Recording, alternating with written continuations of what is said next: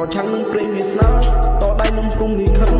ព្រោះចង់ដឹងចង់លឺថាអ្វីទៅគឺជាជីវិតត្រឹមតែមួយប្រព្រឹត្តផ្នែកឃើញខ្លួនឯងនេះអស្ចារ្យព្រោះគោលដៅជីវិតខ្ញុំចង់ខ្លាចជា Superstar ប្រឆាំងនឹងព្រេងវាស្នាតដៃជាមួយនឹងព្រំនេះខិនរៀនមិនចប់នៅក្នុងសាលាពួកគេអូសទីយកកន្លែងងងឹនព្រោះដឹងរឿងខុសឆ្គងរឿងកន្លងនឹងច្បាប់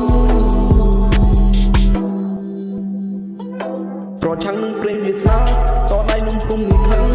ព្រោះចង់ដឹងចង់លឺថាអ្វីទៅគឺជាជីវិតត្រឹមតែមួយប្រព្រឹត្តផ្នែកឃើញខ្លួនឯងនេះអស្ចារ្យព្រោះគោលដៅជីវិតខ្ញុំចង់ខ្លាចជា Superstar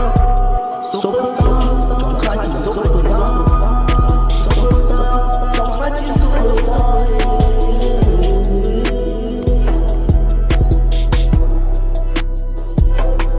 ស្រឡាញ់តន្ត្រីតាំងពីក្មេងចិត្តខ្ញុំមិនវង្វេងគេថាខ្ញុំឈួតនឹងតន្ត្រីមួយថ្ងៃគ្មានធ្វើស្អីធ្វើចិត្តឲ្យរឹងមាំឡើងគង់ថ្មសំដីអ្នកដទៃបោះជំនាញដើរទៅមុខដាំទ្រង់5ហាត់គឺជាអាវុធចិត្តគេមើលមិនឃើញទេតើអ្នកណាគឺជាអ្នកស្អប់ព្រោះរៀបថប់ចិត្តខ្ញុំនេះលែងត្រឡប់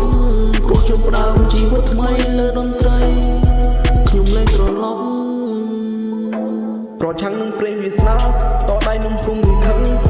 ចង់ដឹងចង់លឺថាអ្វីទៅគឺជាជីវិតត្រឹមតែមួយប្រព្រឹត្តផ្នែកឃើញខ្លួនឯងនេះអស្ចារ្យព្រោះគោលដៅជីវិតខ្ញុំចង់ខ្លាចជា Superstar ចង់ខ្លាចជា Superstar ចង់ខ្លាចជា Superstar ចង់ខ្លាចជា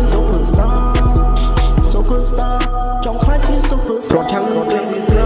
ក៏ដៃនឹងព្រេងមួយខិនព្រោះចង់ដឹងចង់លឺថាអ្វីទៅគឺជាជីវិតត្រឹមតែមួយប្រព្រឹត្តផ្នែកឃើញខ្លួនឯងនេះអស្ចារ្យព្រោះគោលដៅខ្ញុំចង់ខ្លាចជា Superstar ចង់ខ្លាចជា